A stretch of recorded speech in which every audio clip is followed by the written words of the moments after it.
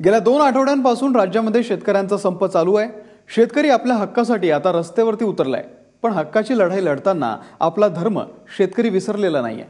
शेतकऱ्यांनी आंदोलनामध्ये एकता दाखवलीच, पण त्यासोबतच खरीप हंगामासाठी बियाणं आणि खतांच्या खरेदीसाठी सुद्धा तितकीच गर्दी केली आहे। पाहुयात नांदेडच्या बाजारपेठेतला हा स्पेशल रिपोर्ट। ही आहे नांदेडची नवा मोंढा बाजारपेठ। या बाजारपेठेतील ही गर्दी शेतकरी आंदोलनासाठी जमलेली नाही, तर ही गर्दी आहे खत आणि बियाणं खरेदीसाठी। राज्यभरात शेतकरी आंदोलनानं जोर धरला असला तरी शेतकरी आपली जमीन पडीक ठेवू शकत नाही। संपूर्ण कर्जमाफीची मागणी करत असताना शेतकऱ्यानं खरीपातील लागवडीची तयारी सुरू केली आहे।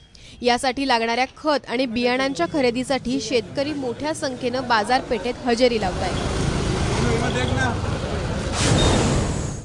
संपावर गेलं तरी आता काय कसं लेकरं बाळ कसं उपाय ठेवायची बसाय, काहीतरी करून पेरणीला म्हातारे कोतारे तरी घरी राहून काहीतरी करावं लागेल की ज्यान जमान गेली आहे आता संपावर। माझा शेवट घरी का लक्ष्मीची भरती करावंच लागते काहीच, मग उद्या लेकरं बाळ काय खातील वावर काळे ठेवून, त्याच्यासाठी करावं लागते साहेब। शेतकरी पेरणी कसं करीत नाही मग काय खाणार आहे?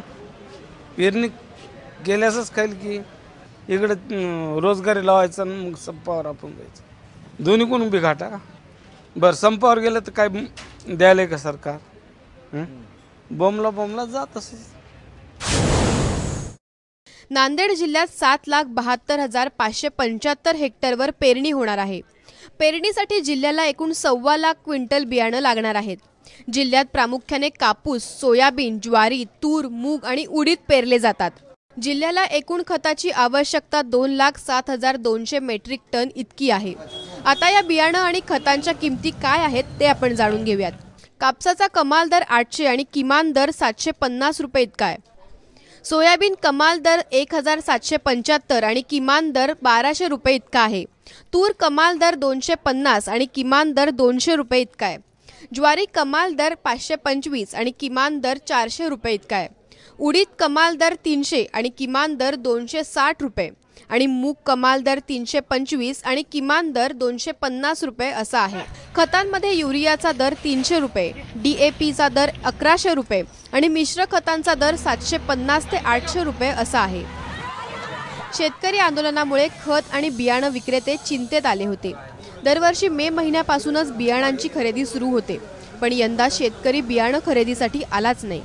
खरीप हंगामासाठी लागणाऱ्या सगळ्या प्रकारचे बियाणे आणि खत बाजारात उपलब्ध आहेत, मात्र आता शेतकऱ्यांनी केलेल्या या गर्दीमुळे यंदाही दरवर्षीप्रमाणेच विक्री होईल अशी विक्रेत्यांना खात्री आहे। या वर्षामध्ये शेतकरी दरवर्षी 1 मे पासूनच बियाणे, कपासी, सोयाबीन खरेदी करतात, परंतु ह्या वर्षामध्ये 1 महिना लेट चालू आहे। अजून बळीराजा ज्या स्पीडनं बाजारामध्ये यायला पाहिजे त्या स्पीडनं आलेलं नाही आहे आणि परवाच्या दिवशीपासून बाजारामध्ये खरेदीला येणं चालू झालेलं आहे। सेल तर होणारच आहे, कारण जमिनी कोणी काळ्या ठेवणार नाही, कारण जमिनीमध्ये पेरावंच लागणार आहे, परंतु फक्त वेळ चालला आहे आणि सगळ्यांना आयडिया आलेली की पाणी जे आहे ते 10-12 तारखेच्या नंतर आहे, त्याच्यामुळे आणि सगळं उपलब्धता मोठ्या प्रमाणात आहे, चॅनलच्या माध्यमातून आहे, मीडियाच्या माध्यमातून आहे, त्याच्यामुळं शेतकऱ्यांना माहिती आहे की सगळं उपलब्धता आहे, त्याच्यामुळे थोडं आपण चालू झाल्यानं त्यानंतर खरेदी केलं तरी चालू शकतो। शेतकरी आंदोलनावर अनेक प्रश्न उभे केले जात आहेत। या आंदोलनात खरे शेतकरी किती आणि त्यांच्या समस्येचं भांडवल करणारे किती हा सुद्धा वादाचा मुद्दा आहे, पण या सगळ्यामध्ये शेतकरी शेती करणं बंद करू शकत नाही। शेतीला धर्म मानणाऱ्या शेतकऱ्यानं अन्यायाविरुद्ध लढताना आपला धर्म सोडला नाही, त्यामुळेच आंदोलनासोबतच शेतकरी बियाणं खरेदीसाठीही गर्दी करतोय। नांदेडहून योगेश लाटकरसह ब्युरो रिपोर्ट, ABP माझा।